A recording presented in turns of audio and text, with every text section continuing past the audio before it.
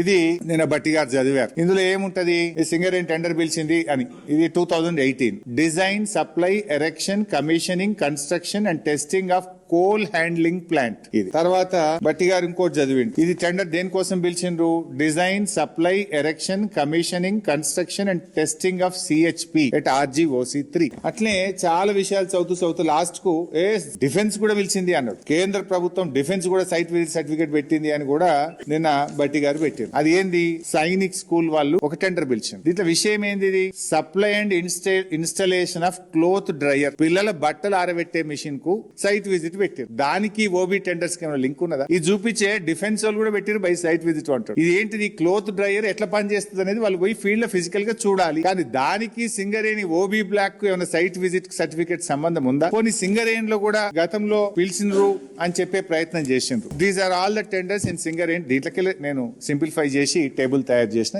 ఇది ఇస్తా మీకు.